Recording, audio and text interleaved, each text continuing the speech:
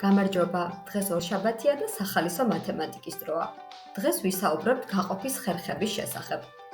იცოდი, რომ ჩვენ გაყოფის მაგალითებისა და ამოცანების ამოხსნა მრავალფეროვანი გზებით შეგვიძლია? თუმცა სანამ ამოხსნის გზებზე გადავალთ, მოდი მთავარი სიტყვები გავიხსენოთ. იგივე ლექსიკონი. თუ შევხედავთ მაგალითს, სადაც წერია 12 გავყოთ 3-ზე უდრის 4-ს, პირველი რიცხვი, ესე იგი გასაყოფი, არის ის, რომელიც უნდა გავყოთ შემდეგ. გამყოფი, ეს არის ჩანაწერში მეორე რიცხვი, ამ შემთხვევაში 3, რომლითაც სხვა რიცხვი უნდა გაიყოს.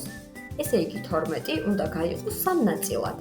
ხოლო განაყოფი არის შედეგი, რომელიც მიღებულია 1 სიდიდის მეორეზე გაყოფით.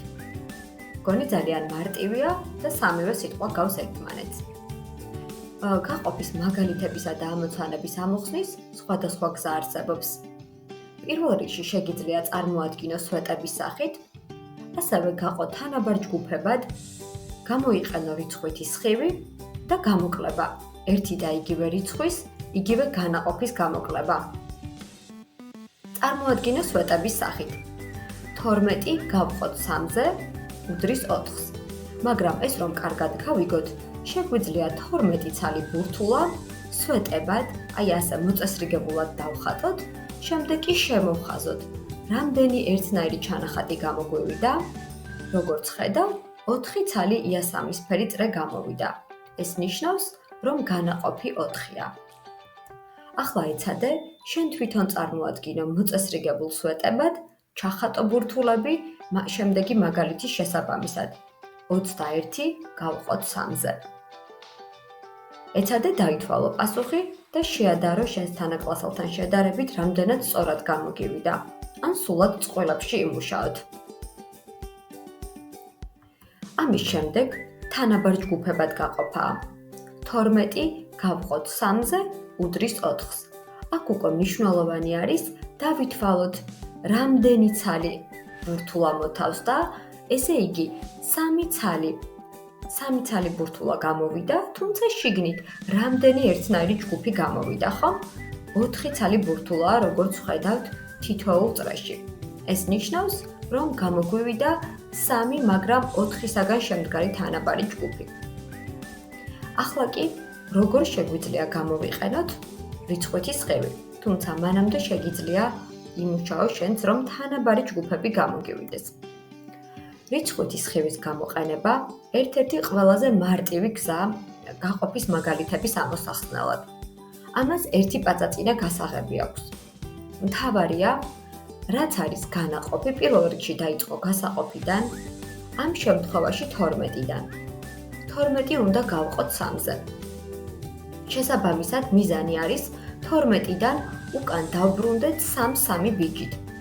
პირველი ბიჯი იქნება 12-ს გამოვაკლოთ 3, რა თქმა უნდა მიგვიყვანს 9-სთან. შემდეგ 9-ს ისევ 3 უნდა გამოვაკლოთ, რადგანაც გამყოფი 3-ია და მივალთ 6-თან. შემდეგ გადავდგამთ ისევ 3 ნაბიჯს უკან და მივალთ 3-თან და შემდეგ 0-თან.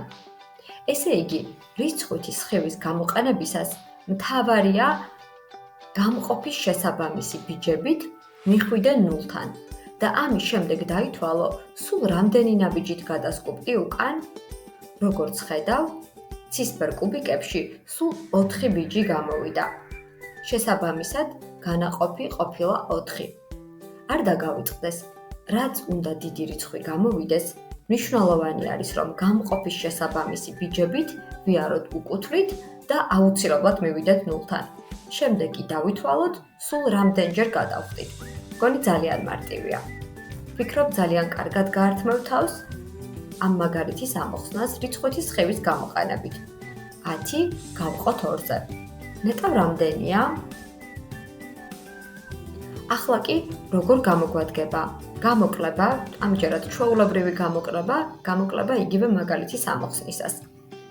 აქაც იგივე მეთოდია, რაც რიცხვითი სხივის გამოთვლის გამოყენებისას, თუმცა როგორც ხედავ, მაგალითი ქვეშ მიწერით არის ამოხსნილი. უბრალოდ თუ რიცხვითი სხივი აღარ გჭირდება და ფიქრობ, რომ ზეპირად ისედაც კარგად ანგარიშობ, ამ შემთხვევაში ეს მეთოდი უფრო გამოგადგება. თუმცა პრინციპი აბსოლუტურად იგივეა. ითვლი, სანამ 0-მდე არ ჩახვალ მანამდე შეგიძლია გამოაკლოს 3, ესე იგი გამყოფი და ბოლოს დათვალო. რამდენჯერ გამოაკელი, რამდენი ბიჯი დაგჭირდა? როგორც ხედავ, აქ ნარინჯისფერ ჩარჩოებში სულ 4 ბიჯი გამოგვივიდა. შესაბამისად, გამყოფიც 4-ია. თუ ეს ვიდეო მოგეწონა, აუცილებლად გამოიწერე ჩვენი არხი, ივარჯიშე ჩვენთან ერთად და გაყოფის კიდევ უფრო ბევრ საინტერესო ვიდეოს შემოგთავაზებ და არა მხოლოდ გაყოფის, გამოიწერე ჩვენი არხი და მომავალ შეხვედრამდე. ნახვამდის!